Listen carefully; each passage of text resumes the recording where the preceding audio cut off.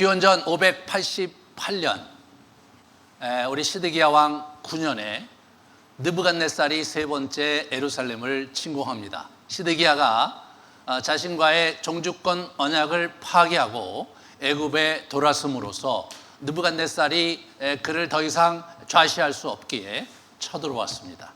그런 상황에서 에레미야는 지속적으로 바벨론에게 복종해라, 그렇지 않으면 이 성이 허물어질 것이고 시드기야 왕은 잡혀갈 것이라는 메시지를 지속적으로 외치고 다녔습니다. 그러한 상황이었기에 2년여 동안 그가 잡혀서 계속 옥고를 치르는 이야기가 오늘 이야기 앞부분에 나옵니다. 한번 같이 좀 정리해 보시면 이렇습니다. 포위를 했어요. 한 2년여를 포위를 했거든요. 그리고 11년에 함락을 당합니다. 10년에 느부갓네살 18년 시위대 뜰에 갇혀요. 시위대 뜰이라는 것은 아마도 이렇게 얽히설키 뭔가 나무로 만들어 놓고 거기다가 가두는 그런 형태로 감옥이 있었던 듯해요. 그가 거기에 갇혔습니다.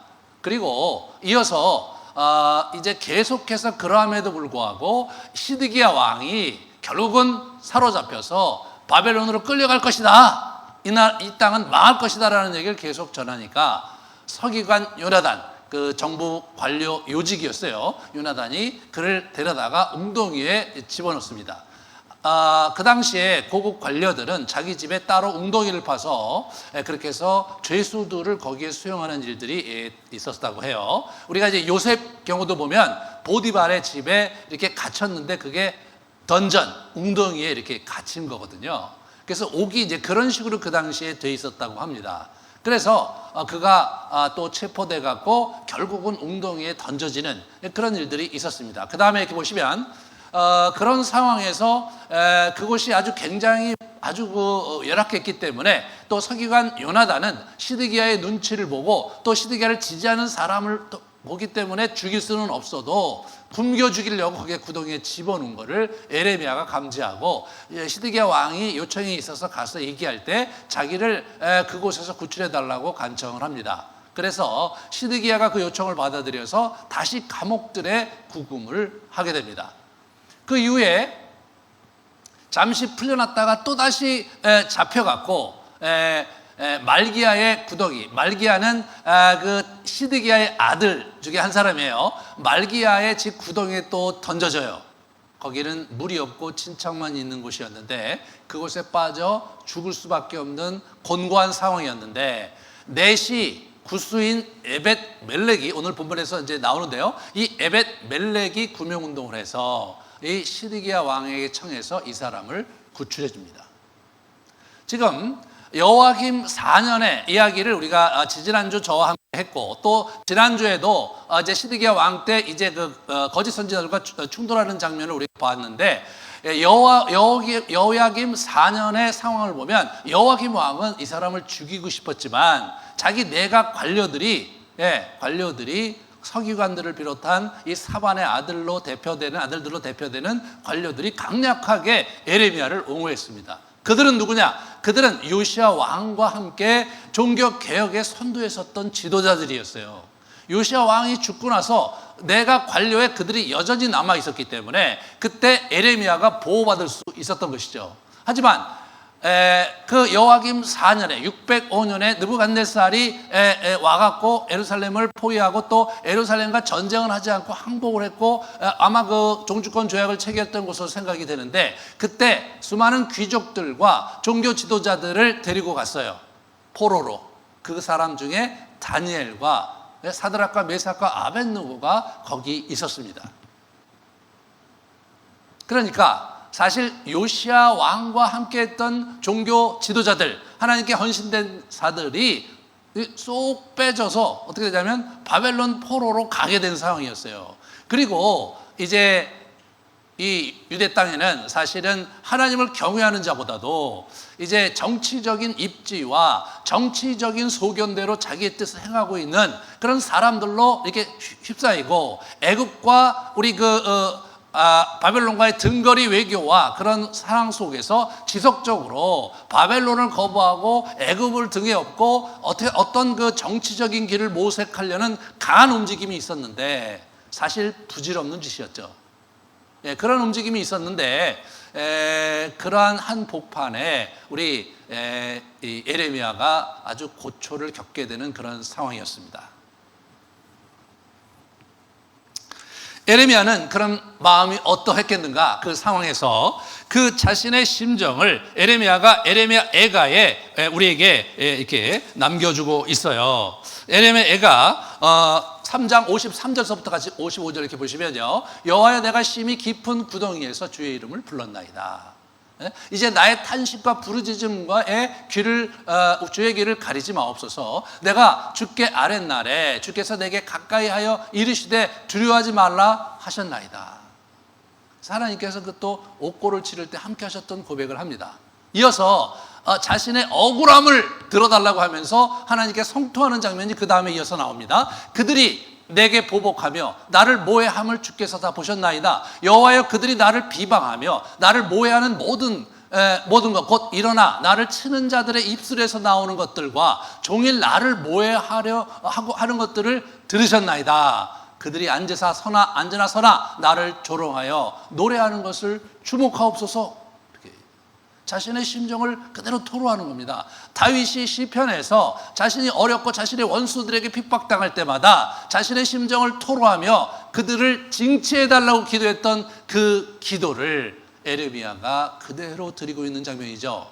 그들에게 거만한 마음을 주시고 그들에게 저주를 내리소서. 주께서 진노로 그들을 뒤쫓으사 여호와의 하늘 아래서 멸하소서. 이렇게 하면서 에레미야가 아주 힘든 시간들을 보내고 있었습니다. 그런데 드디어 오늘 읽지는 않았지만 39장 앞부분에 보면 드디어 함락이 됐고 그런 상황에서 이제 에레미야를 우리 특별한 대우를 하는 장면을 오늘 우리가 보게 되는 것입니다. 시드기야의 그 가련한 운명은 어떻게 되었는가? 그가 39장 4절 5절에 보면요, 이게 아라바로 아라바는 이제 요단 계곡이요. 이게 몰래 궁을 빠져나와서 도망치다가 잡혔어요. 그래서 하맛닥 림나로 거기에는 이제 느부갓네살이 거기에 지휘 본부가 있었는데 거기서 이송돼서 이 사람이 처절하게 당합니다. 자신의 눈앞에서 두 아들과 귀족들을 죽임당하는 걸 보고 자신의 눈을 뺐어요.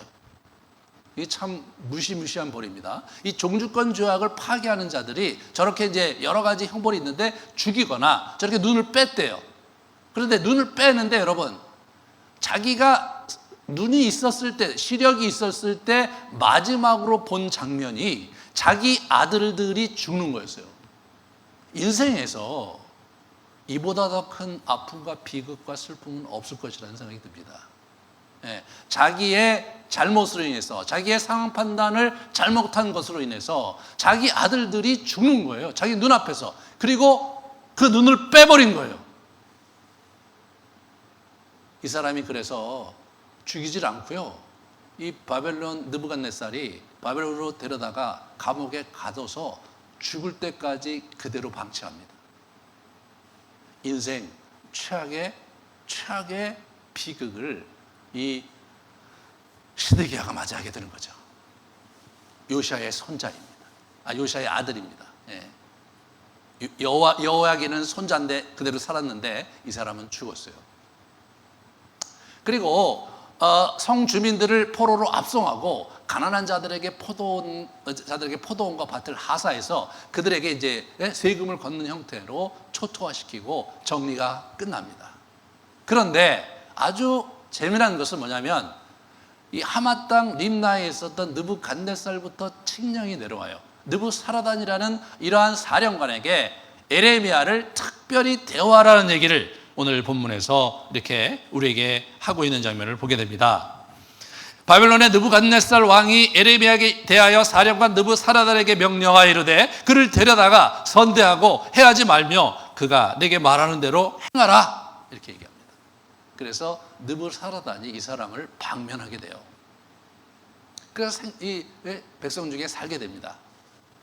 그러다가 어쩐 일인지 또다시 체포를 해갖고 라마에 끌려가서 다시 방면하게 됩니다. 라마는 다른 데 보면 포로들의 집결소였어요. 포로들을 잡아다가 라마에 집결을 시키고, 그리고 라마에서 이렇게 쭉 하맛을 넘어서서 바벨론으로 포로로 잡아가는 그러한 여정의 하나의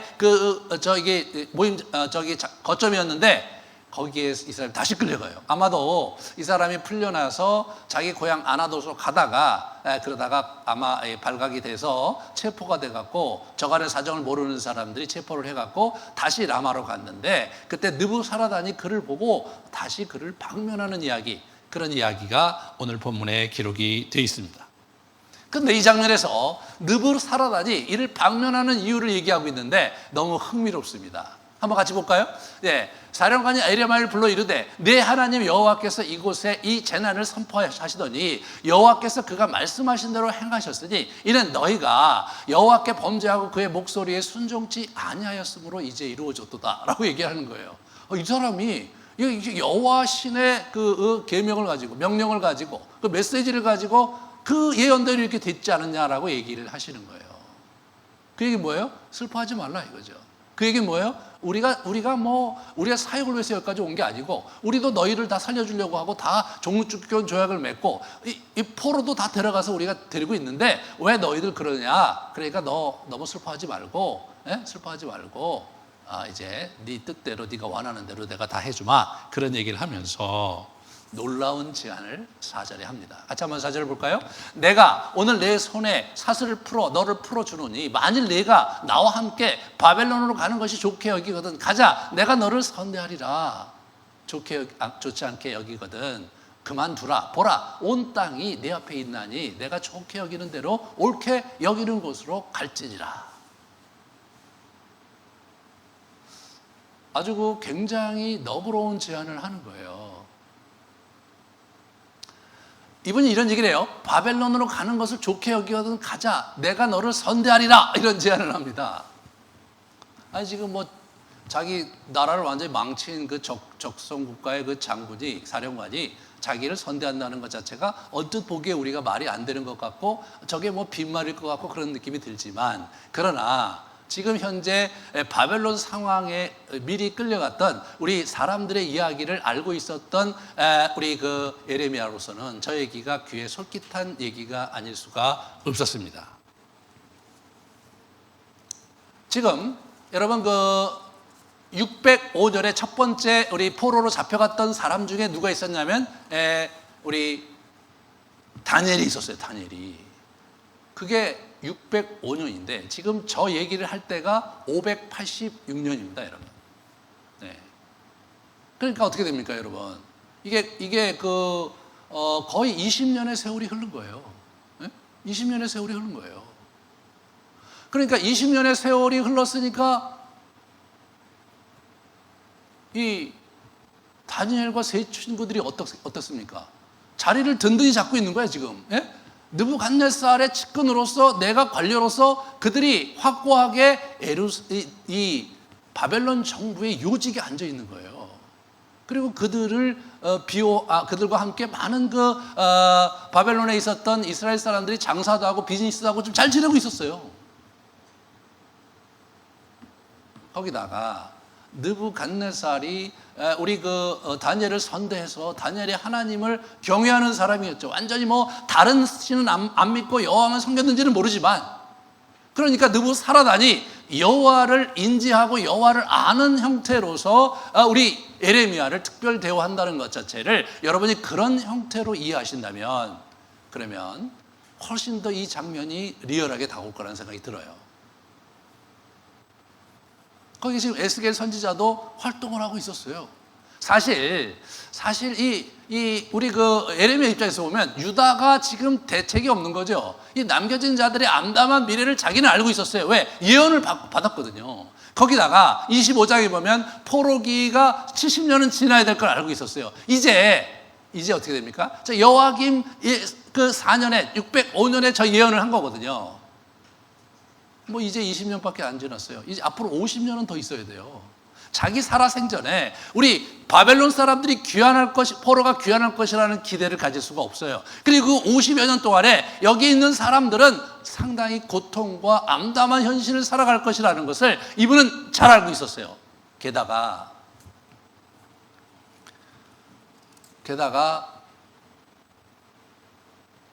하나님도 이 부분에 대해서 아무 말씀도 안 하신 거예요. 이 사람은 예루살렘이 멸망하기 전에 하나님의 말씀을 선포해서, 회개를 선포해서, 혹시 이들이 돌이켜서 하나님의 징계를 철회할 것에 대한 그러한 일만에 기대를 가지고 보낸 선지자였습니다. 지난 세 차례의 느부갓네살의 침공을 목도했고, 그리고 급기야 이제 예루살렘 성벽이 무너지고 성전이 무너지는 것을 이분은 목도했습니다. 더 이상 바랄 것이 없습니다. 그리고 그의 사명도 완수한 그런 순간이었어요. 하나님도 아무 말씀도 안 하시는 거예요. 그런 순간에 저런 제안을 받은 거죠.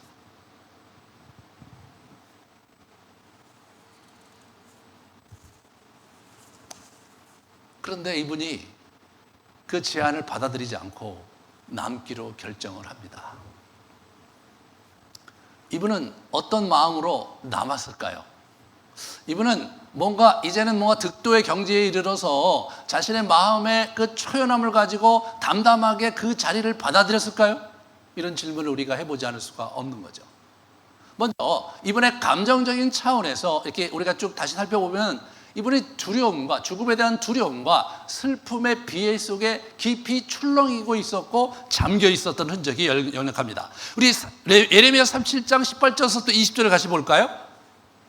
네, 내 주 왕이여 이제 청하건대 내게 들으시며 나의 탄원을 받으사 나를 서기관 요나단의 집으로 돌려보내지 마옵소서. 내가 거기서 죽을까 두려워하나이다. 이런 얘기를 하는 거예요. 이게 바로 1년 전쯤 되든가 몇 개월 전이거든요. 이 사람은 죽을 게 두려웠어요. 여러분, 죽을 게 두려웠어요. 여호와의 선지자고 하나님을 직접 만나고 그의 음성을 듣는 그런 존재라면 죽음 같은 거는, 죽음 따위는 사실은 초연하게 이미 각오한 바고 마땅히 내가 죽어야 된다면 죽으리라, 이런 생각을 가질만 하잖아요. 그렇잖아요. 그런데 실제로 그렇지가 않은 거예요. 여러분, 이 동양의 도와 기독교의 도가 거기서 다른 거예요. 동양의 도는 자신의 감정을 끊어내는 거예요. 비우는 거예요. 그러므로 초연한 거죠. 초연한 거예요. 세상을 이렇게 거리를 두고 버리는 거거든요. 기독교의 도는 어떻게 돼요? 세상을 끌어안는 거예요. 사랑이라는 게 끌어안는 거잖아요. 그러니까 평정심을 갖는 것은 매우 어려운 거예요. 이분은 지금 현재 30여 년을 선지자 생활을 하고 있음에도 불구하고 죽음이 두려워서 시드기야, 하나님을 거역하고 하나님의 말을 듣지도 않는 완악한 왕 시드기야에게 자신의 구명운동을 하는 사람, 이게 에레미야입니다. 여러분, 이런 장면에서 에레미야의 그 인간미를 우리가 엿볼 수가 있는 거죠. 그는 결코 누구처럼 의연하게 자기의 죽음을 맞이할 수 있는 그런 인물은 아니었던 것 같습니다. 뿐만 아니라 그는 예루살렘의 멸망을 초연하게 바라보지 못했어요. 자기는 그것을 예고하는 사람이었고 반드시 하나님께서 그렇게 하신다는 것을 선포하는 사람이었음에도 불구하고 막상 예루살렘이, 성전이 무너지자 깊은 슬픔에 잠겨서 에레미야 애가 1장부터 5장의 긴 슬픔의 시를 남겼습니다. 그 중에 우리 한 대목을 같이 보도록 하죠. 슬프다. 어찌 그리 금이 빛을 잃고 순금이 변질하였으며 성소의 돌들이 거리 어기마다 쏟아졌는고. 완전히 무너진 거죠. 들깨도 젖을 주어 그들의 새끼를 먹이나 딸내 백성은 잔인하여 마치 광야의 타조 같도다. 젖먹이가 목말라서 혀가 입천장에 붙으며 어린아이들이 떡을 구하나 떼어줄 사람이 없도다. 저 표현이요, 가만히 묵상해 보면 얼마나 비참한 상황인지 몰라요. 이분이 그러한 슬픔 속에 답이 들어가 있는 거예요. 예? 아마 지금 우리가 오늘 본 본문 전후에 저거를 생각하면서 자기의 생각을 모아서 저 시를 남긴 거거든요. 이분의 심정은 좀 슬픔의 도가니에 있었어요. 이분은 두려움 속에 있었어요. 죽고 싶지 않았어요.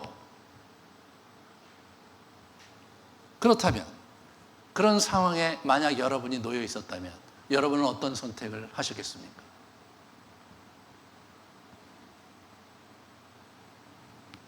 이분이 지난 30여 년 동안 고생해 왔어요.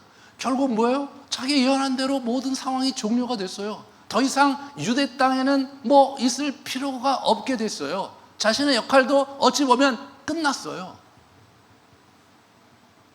여러분, 저 장면에서 이제는 주께서 나에게 평안한 삶을, 평안한 여생을 주시려나 보다 라고 생각할 만한 상황이에요. 바벨론에 있는 우리 듣기로는 다니엘이 지금 궁중에 있고, 또 나와 같은 선지자 에스겔이 동일한 예언을 하면서 거기 활동을 하고 있다는데, 거기 가서 그들과 교제하며 남은 여생을 보낸들 어떠하리?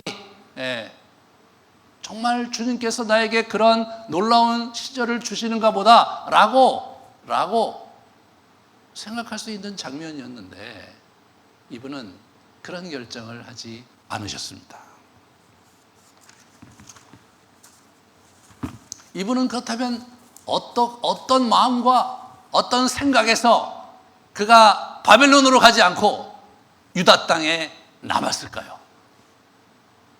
그것이 바로 오늘 본문에 이 사람이 우회적으로 기록되어 있는 포인트입니다.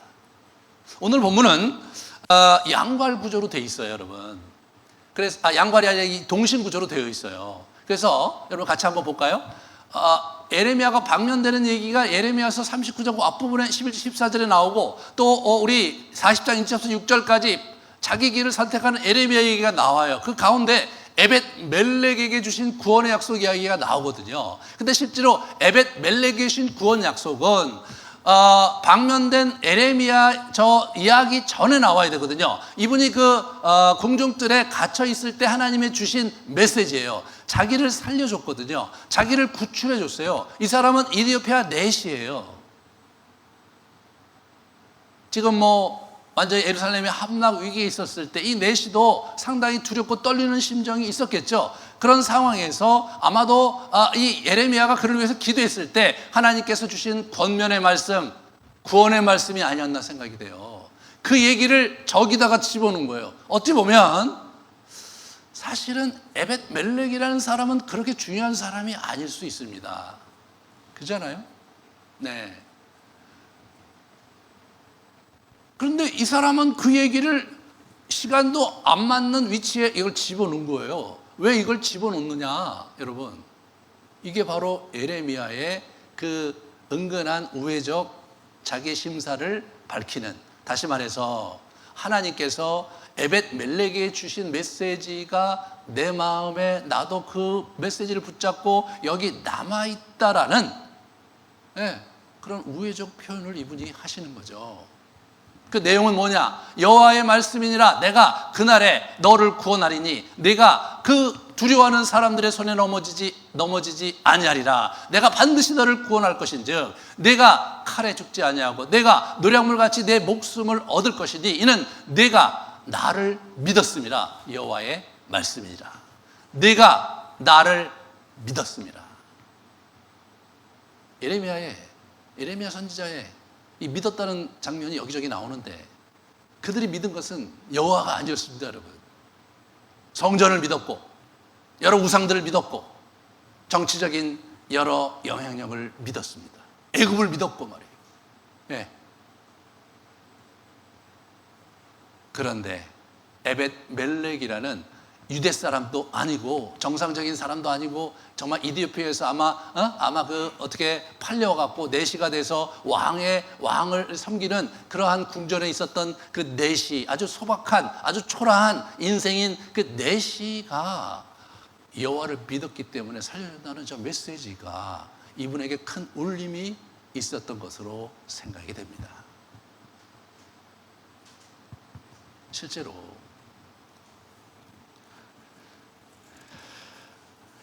이분이 남긴 에레미야 애가의 맨 마지막 소절이 이분의 저때의 심정을 엿볼 수 있게 해 줍니다. 우리 5장을 같이 보겠습니다. 우리 에레미야 애가 5장. 여호와여, 우리가 당한 것을 기억하시고 우리가 받은 치욕을 살펴보옵소서라고 기도를 시작합니다. 여호와여, 우리를 주께로 돌이키소서. 그리하시면 우리가 주께로 돌아가겠사오니 우리의 날들을 다시 새롭게 하사 옛적 같게 하옵소서. 이게 이분의 마음인 거예요. 여러분, 이 표현이 주께서 우리를 아주 버리셨사오며 우리에게 진노하심이 참으로 크십니다 라고 맨 마지막에 저 말을 하면서 자신의 고통을 또 아뢰는 거예요. 이거 해도 너무하신 거 아닙니까? 라고 얘기를 하는 겁니다. 에레미야는 알고 있었어요. 이 사람들이 스스로 회개하고 이 사람들이 스스로 하나님께 돌이킬 수 없다는 것을 알고 있었어요. 왜? 지난 30년 동안 여호와의 메시지를, 그렇게 회개의 메시지를 전했지만 눈 하나 깜짝 안 하고 듣지 않았고, 지금 예루살렘이 허물어진 이 마당에도 여전히 그들은 여호와께 돌아올 생각이 없으므로 그들이 스스로 깨우쳐서 스스로 여호와께 돌이키기는 애저녁에 글렀다는 사실을 이분은 알고 있었습니다. 에레미야는 그것마저 주께서 우리에게 주셔야 된다고 주장하고 있는 거죠. 우리를 주께서 돌이키게 해 주셔야 됩니다. 그래야 우리가 돌아갈 수 있습니다. 우리는 여기서 이렇게 망할 수 없고 망하게 하지 말아 주십시오. 우리를 아주 버리시다니 그건 너무나 큰 진노 아닙니까? 하면서 이 에레미야 애가가 끝나는 거예요. 이분은 미루어짐작한데 자기 자신의 존재를 받아들이고 자기가 하나님으로부터 지금까지 길리움 받고 빚어지면서 선지자 역할을 해온 자신의 존재를 받아들이면서 내가 정말 자유롭게 선택해서 바벨론으로 가면서 남은 전생을 편안하게 보낼 수 있지만 나는 그럴 수 있는 존재가 아니다. 나는 마지막까지 여기 있겠다. 하나님은 이미 진노하셨고 이 땅에 있는 자들에게 고난과 환란이 있을 것을 말씀하셨고, 그리고 앞으로 50여 년은 더 있어야 그 바벨론 포로가 돌아올 거라고 말씀하셨지만 나는 그분 앞에 믿음을 가지고 부르짖는다. 주여, 우리를 돌이키시옵소서. 주여, 이 백성이 돌이킬 수 없다면 당신께서 그리하여 주시옵소서. 그래서 우리가 당신께 돌아가도록 해 주시옵소서. 그것이 에레미야가 자기의 길에 선 모습입니다.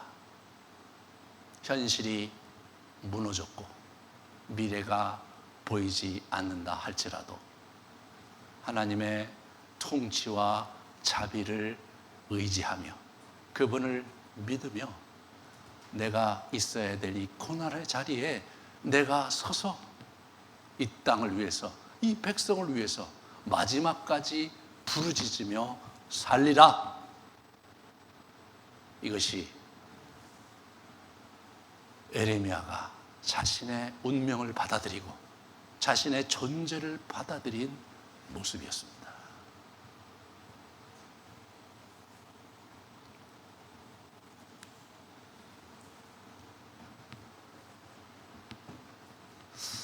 여러분, 이 에레미야의 이 모습 속에서 하나님의 백성으로, 언약 백성으로 이 땅을 살아가는 우리가 어떠한 생각과 태도를 가지고 어떠한 자세를 가지고 이 땅을 살아야 될지에 대한 분명한 그림을 우리에게 보여주고 있습니다. 그 첫 번째는 하나님과 연합된 그리스도 안에서 하나님과 연합된 존재로서의 정체성을 가지고 우리가 살아가야 된다는 것이죠. 겉사람을 넘어 속사람으로 살아가야 되는 겁니다. 이 육에 속한 사람이 아니라 영에 속한 사람으로 변해돼 가야 되는데 이게 우리의 여정에서 쉽지 않잖아요. 이 에레미야처럼. 네. 겉사람으로 사는 시간보다 속사람으로 사는 시간을 자꾸 늘려갈 수밖에 없는 거예요. 그래야 되는 거예요, 우리가. 그러면서 내면의 상처가 치유되고 죄와 어두움이 정화되면서 정결한 영혼으로 바뀌어져 가야 되는 거예요. 우리가 하나님 안에서 우리 자신의 정체성, 하나님께서 만들어 놓으신 나라는 존재를 사랑하면서, 그리고 그 사랑으로 우리의 인생을 펼쳐가는 그런 삶으로 우리가 살아가야 되는 겁니다. 그런데 그 삶은 초연함은 아닙니다. 이 땅에 여전히 우리를 어렵게 만드는 일도 있고, 여전히 분투하고 여전히 갈등해야 될 장면이 우리에게 있지만, 그러나 우리 가운데 그분의 나라 안에서의 평강, 모든 것이 무너지는 상황 속에서도, 그리고 앞이 안 보이는 그런 암담한 상황 속에서도 여호와의 우리를 바꿔주시고, 그래서 우리가 회개하게 해달라고 외치는 이 믿음의 이 분투, 그것은 하나님 안에서의 평강과 하나님 안에서의 믿음을 동시에 붙잡고 있지 않는다면 불가능한 일인 거죠. 여기 우리의 기독교의 도의 마지막의 장면이 완전히 다르다는 것을 알게 됩니다. 우리의 교주이신 예수님께서 십자가에서 돌아가시면서 아주 의연하게 내가 마땅히 해야 될 일을 하며 나는 사랑이 많은 자이고 나는 온 인류를 구원하기 위해 이 땅에 왔다라고 하면서 초연하고 담대하게 자신의 죽음을 맞이하신 것이 아니라 엘리 엘리 라마 사막다니, 주여 어찌하여 나를 버리십니까? 라는 처절한 인간의 아픈 고백, 슬픈 고백을 올려드리면서 그분이 자신의 길을 가신 거거든요. 우리 또한 그렇게 살아갈 수밖에 없는 거죠. 우리가 예수를 믿고 그리고 믿음에 쓰면서, 그러면 우리 안에 평강이 오고, 정말 여러 가지 시련 속에서도 정말 내가 우뚝 서서 중심을 잡고 초연하고 평온하게 그렇게 살아가야 된다고 혹시 여러분 생각하셨다면, 저도 사실 그렇게 생각하고 예수를 믿었는데 그게 아닌 거예요. 그거는 동양의 도인 거예요. 현실을 부정하고 자신의 감정을 부정하고 비우면서, 그러면서 이 세상의 고통으로부터 한 걸음 떨어져서, 그래서 초연하게 자기 길을 가고자 하는 이 동양의 도에서 나온 다른 방향일 뿐입니다. 우리는 이 땅의 고통을 짊어지고 그 고통 속에서 하나님을 믿고 그분 안에서 우리의 정체성을 갖고 살아가야 되는 존재들이죠. 그것은 고난과 수동적 영성 생활을 통해서 그 경지에 우리가 갈 수가 있는 겁니다. 기독교 전통에서 이것은 침묵 훈련과 병행하면서 그렇게 왔던 겁니다, 여러분. 기도에 두 가지 축이 있는 거예요. 하나는 좀 이따 얘기할 하나님 나라 유업과 사명을 이루기 위한 우리가 정말 분투하면서 기도하면서 우리가 헤쳐가면서 전진해야 되는 그러한 구함과 요청과 부르짖음의 기도가 하나의 커다란 축이라면, 또 하나의 축은 내가 누구이며 하나님이 어떤 분이며 나는 어떤 존재로 이 땅을 살아가야 되는지에 대한 자기 성찰과 정말 하나님에 대한 본질에 대한 깊은 알을 자기 안에 구축해가는 기도의 역동, 이 두 가지 역동이 같이 가야 되는 거예요. 우리 초대교회 우리 선배들이 그걸 했던 겁니다, 여러분.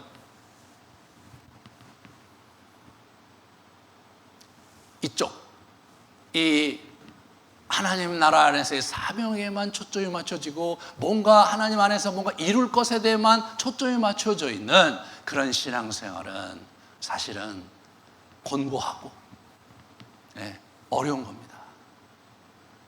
그것은 정화돼야 되고 균형이 잡혀져야 됩니다. 두 번째, 정체성. 하나님 나라 안에서 유업을 가진 존재로서의 그런 정체성을 갖고 사는 거예요. 영성훈련의 내적 여정의 성장 속에 자신의 유업이 분명해져 가는 겁니다, 여러분. 목사님 맨날 유업 얘기하시는데 저는 유업이 뭔지 모르겠어요. 제가 이제 이렇게 상담도 하고 제가 기도도 하고 가르치면서 알게 되는 것은 자기의 유업을 발견하는 것은 하나님과의 친밀도가 증진되고 하나님 안에서 자기 자신의 성찰이 일어나며 자기 존재가 정말 하나님께서 어떻게 만들어 놓으신 존재이고 어디로 데려가려는 존재에 대한 분명한 깨우침이 있기 전까지는 우리의 유업이 선명하게 떠오를 수가 없는 거죠. 여러분, 하나님께서 직접 우리 예레미야를 불러갖고 선지자로 세웠음에도 불구하고 그의 내면의 그 상함과 안타까움과 하나님에 대한 원망으로 자기 자신의 생일을 저주하면서까지 못 해먹겠다, 안 하겠다 사표냈던 우리 예레미야의 모습 속에서 우리는 어떻게 우리가 균형을 잡아야 될지가 분명해지는 거죠. 우리가 하나님 안에서의 우리의 영적인 여정을 깊게 가면서 내가 어떤 놈인지를, 어떤 존재인지를 깨달아가는 여정이 우리 안에 구축되지 않는다면 우리의 유업이 어떻게 됩니까? 우리의 유업이 욕심과 이게 섞여 있어서 그걸 분별해내지 못하거든요. 자신의 실체와 하나님의 실존을 알아가는 기도가 없이는 자신의 유업과 그 안에 누리는 삶의 실체를 제대로 분별해낼 수가 없는 거예요. 자신의 욕심과 사명이 섞여 있어서 이게 분별하고 그리고 성찰하면서 그러면서 우리의 육신의 자아를 내려놓고 순종하는 삶으로 이렇게 가야 되는데 이 육신의 자아가 내려지지가 않고 이게 육신의 자아인지 하나님의 뜻인지도 제대로 분별할 수 없다면 스스로는 하나님을 위해서 최선을 다하고 스스로는 하나님께 내 인생을 다 바친다고 하면서도 우리 자신의 죄와 어두움을 마구마구 뿜어내는 줄도 모르고 사는 그러한 얼토당토한 그리스도인이 된다는 것이죠. 그것이 이 시대에 저와 여러분이 주목해야 될 부분입니다. 그것이 무너지는 한국 교회와 무너지는 이 신앙인들의 모습 속에서 우리가 우리 자신을 성찰하면서 우리를 하나님 앞에 우리에게 내어드려야 되는 우리의 심장이어야 되는 것입니다. 만약 우리 안에 그런 하나님과 깊은 교제 속에서 우리 자신의 존재를 객관적으로 인식하고 파악하고 받아들이는 그러한 영적 역동이 우리에게 구축되지 않는다면 먼 훗날 우리가 놀라운 일들을 이루고 성취하고 하나님 앞에 나아갔을 때 고린도전서 3장의 사도 바울의 가르침처럼 불에 태워 없애버리면 우리의 공적이 대부분 나의 욕심과 나의 탐욕과 나의 욕정에서 나온 치적일 수 있다는 사실을 우리가 주목해야 합니다.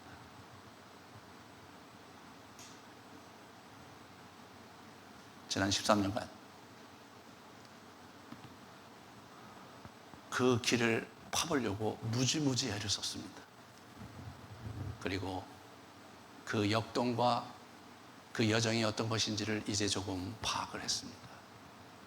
이제 내년부터 처음부터 다시 그림을 그리며 이 두 가지 역동을 함께 구현해 나가고 우리 공동체를 하나님 앞에 이 시대에 정말로 하나님 사랑하시는 그러한 귀한 교회로 세워가는 일에 힘을 다하려고 합니다. 사랑하는 여러분, 함께 갑시다. 그리고 오늘 우리 새롭게 임직을 쓰시는 우리 분들 이 말씀을 기억하면서 스스로를 돌아보고 성찰하고 하나님과 깊게 만나는 삶의 역동을 여러분의 삶 속에 장착하면서 여러분의 인생이 귀하게 하나님께 드려지는 그리고 여러분의 영혼이 복을 받는 그런 축복 여정을 가기를 주님의 이름으로 축원합니다. 우리 같이 잠깐 기도하겠습니다.